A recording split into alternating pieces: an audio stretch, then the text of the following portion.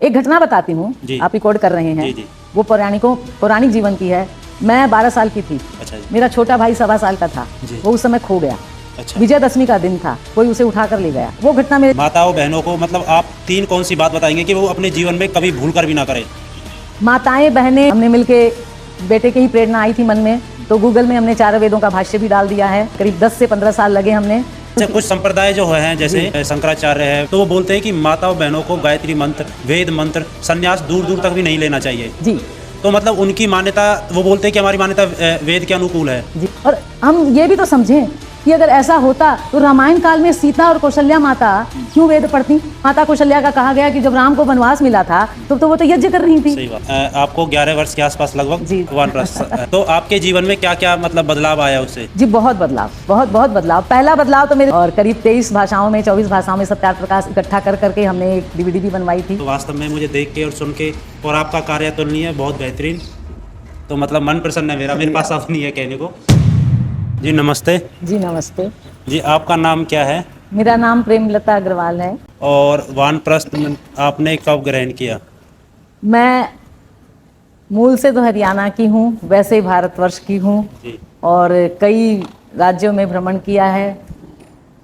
बंगाल में भी रही हूँ और मुंबई, बेंगलोर, जहाँ जहाँ मेरे बच्चे हैं वहाँ सब जगह गई हूँ।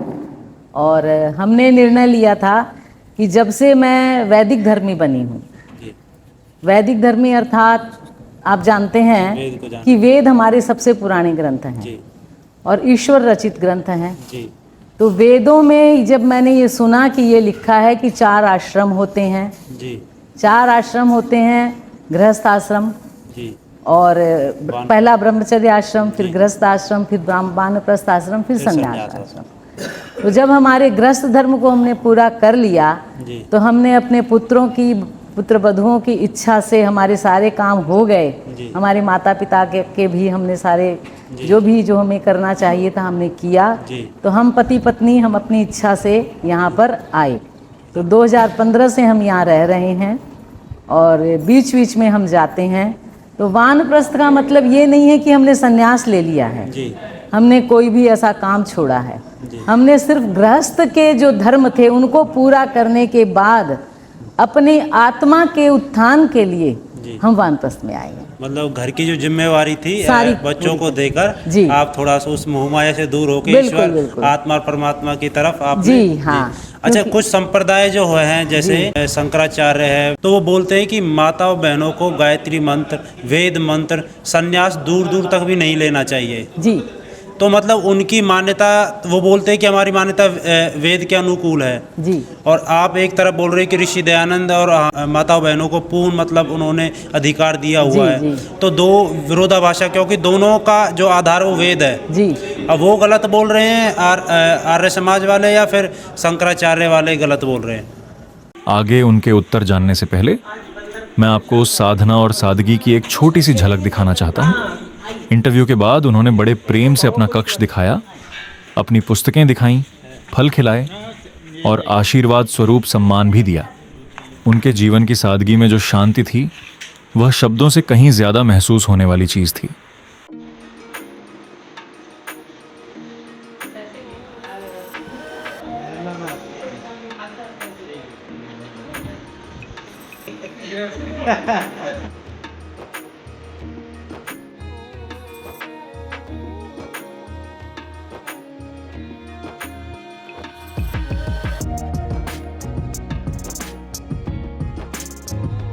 ऐसा है कि वेद स्वतः प्रमाण है जी। वेद स्वतः प्रमाण है। यदि हमारा जज क्या है? वेद है जी। जजमेंट हमारा वेद के द्वारा होगा, ठीक है जी। तो वेद में जो लिखा है वह स्वामी दयानंद ने बता दिया हमें, और खुद उन्होंने ये नहीं कहा कि मैं जो बताता हूं वही सत्य है। उन्होंने ये कहा वेदों को पढ़ो और पढ़ाओ।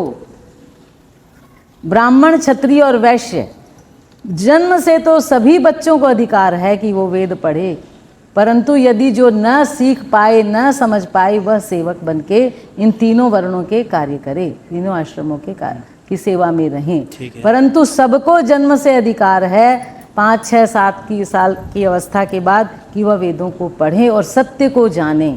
तो जो पुस्तक हमने पढ़ी और हमने खुद पढ़ के उसको सत्य को जान लिया कि वेदों में लिखा है, ईश्वर ने हमें आज्ञा दी है। जी, शंकराचार्य संप्रदाय में एक से एक संस्कृत के विद्वान है, वेदों को भी पढ़ते हैं, उन कंठस्थ भी है जी। तो उनको मतलब वहाँ पे क्यों दिखाई नहीं देता कि माता बहनों को ही मतलब अधिकार है? वो क्यों बोलते हैं कि उनको बिल्कुल भी अधिकार नहीं है? देखिए, उनके बारे में ज़्यादा वो ही जाने, परंतु जो मैं सोचती हूँ कि कोई व्यक्ति किसी बात को क्यों नहीं समझ पाता है, उसके दो कारण होते हैं। या तो उस अर्थ को वो समझ नहीं पा रहा है, उस शब्द को पकड़ नहीं पा रहा है, या उसका ठीक ठीक वो भाष्य नहीं कर पा रहे हैं। ठीक है जी। वेद जो हैं उनके भाष्य करना, अष्टाध्यायी को पढ़कर और पाणिनि के हिसाब से उसको करना कोई आसान काम नहीं है। तो समय के अनुसार एक समय ऐसा आया था हमारे, और हम ये भी तो समझें कि अगर ऐसा होता तो रामायण काल में सीता और कौशल्या माता क्यों वेद पढ़ती? सही बात है। क्यों वेदों के मंत्र को उच्चारण करती? माता कौशल्या का कहा गया कि जब राम को वनवास मिला था तो वो तो यज्ञ कर रही थी। सही बात है। तो क्या श्री कृष्ण ने मना किया था कभी किसी में? विदुषी को गार्गी हुई है, मदालसा हुई है, न जाने कितनी हमारी विदुषियां हुई हैं। तो ऐसी विदुषियां क्यों हुई? तो इसी काल में क्यों ऐसा कहा गया?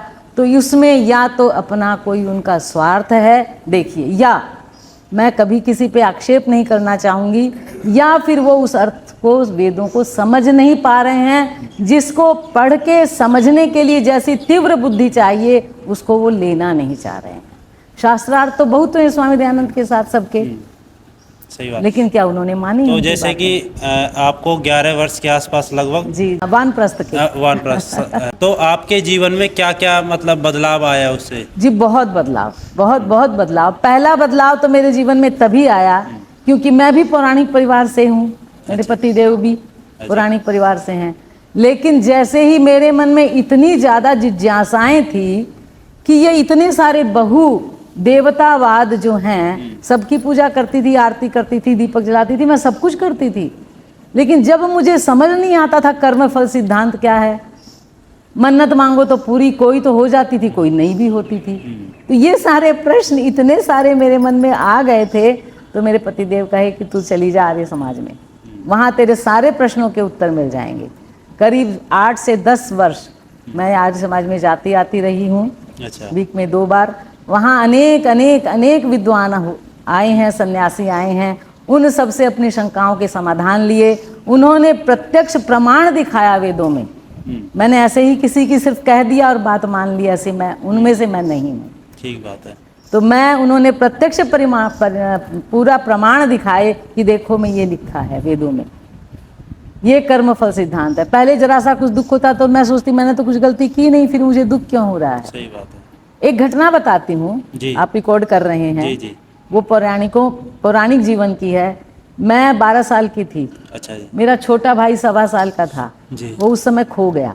अच्छा। विजयदशमी का दिन था, कोई उसे उठा कर ले गया। वो घटना मेरे जीवन की सबसे, मेरे जीवन को बदलने वाली घटना थी, और बहुत सारे प्रश्न उत्पन्न हुए थे उसी दिन।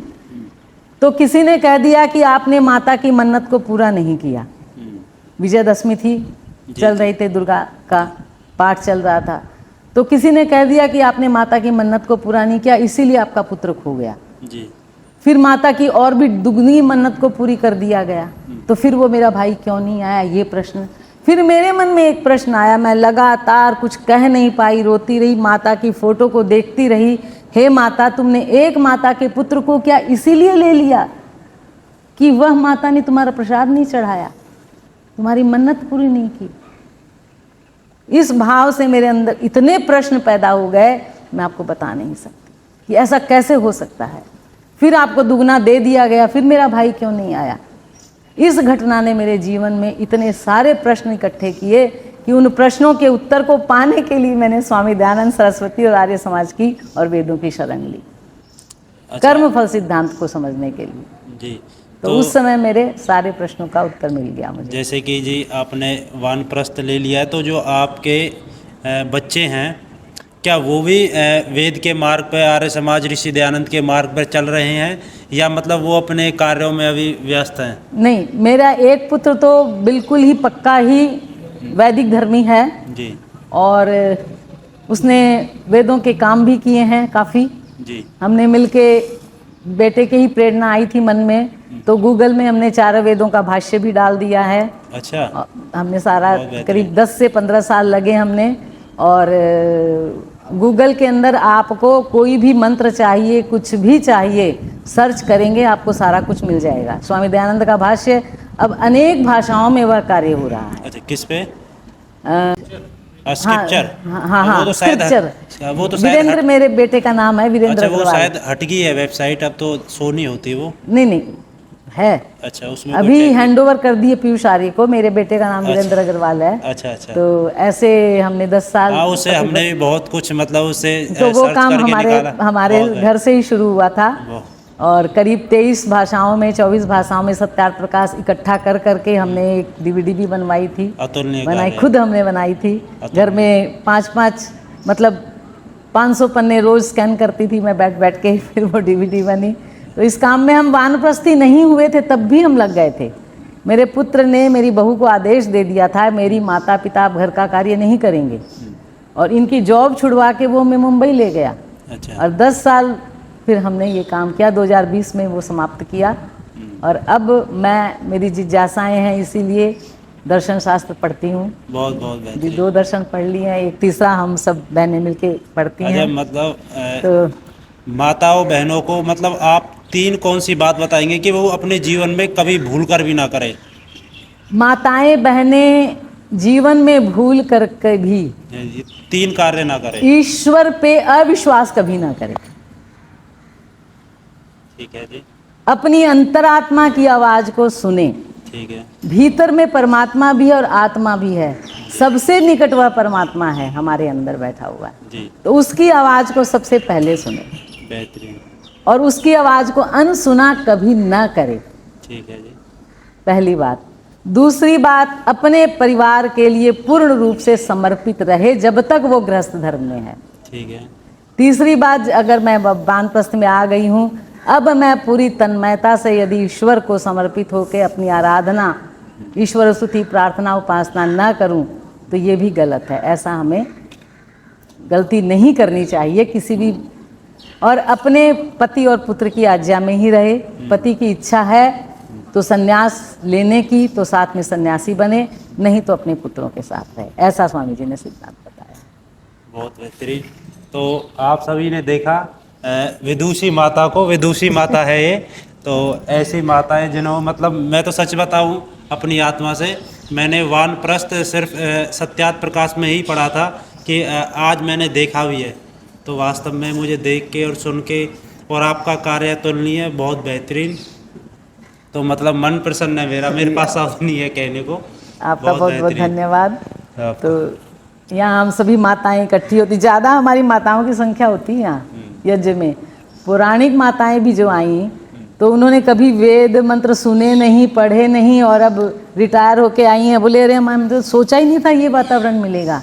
और अच्छे अच्छे वेद मंत्र बोलती हैं और यज्ञ करवाती हैं।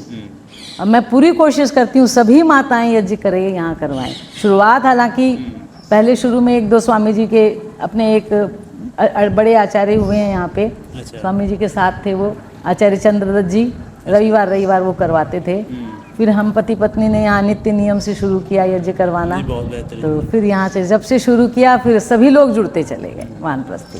ठीक, सही सारे वानप्रस्थी किसी को तो मतलब एक मुहिम का हिस्सा। हाँ जी। तो अब सब जुड़ रहे हैं, तो अब मुझे ऐसा लगता नहीं है कि मैं नहीं आऊँगी तो ऐसा कुछ होगा नहीं। 2-4-5 साल तो ऐसा लगा, बाद में अब सब अपनी अपनी ड्यूटी कर रहे हैं। बहुत अच्छा जी। ये माता जी भी आर्य समाजी हैं, गुरुकुल की पढ़ी हुई हैं। वो माता जी पक्की आर्य समाजी हैं। तो ये अब बन गए हैं हमारे भाई जी। बहुत अच्छे अच्छे भजन आप तो देख ही रहे थे, सुन रहे थे। मतलब सभी जितना जो, देखिए जितना जो चाहता है आकर्षित होकर वह उतना ही लेता है।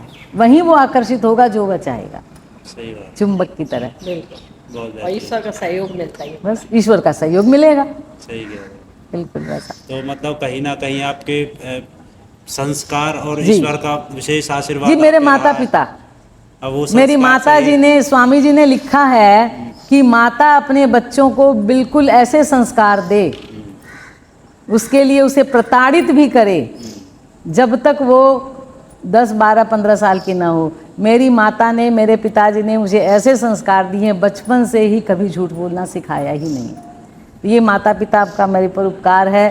तीसरे फिर मुझे मेरे पति मिले गुरु के रूप में, जिन्होंने मुझे आर्य समाज में भेजा, और इन्होंने नहीं भेजते तो मैं शायद नहीं जान पाती।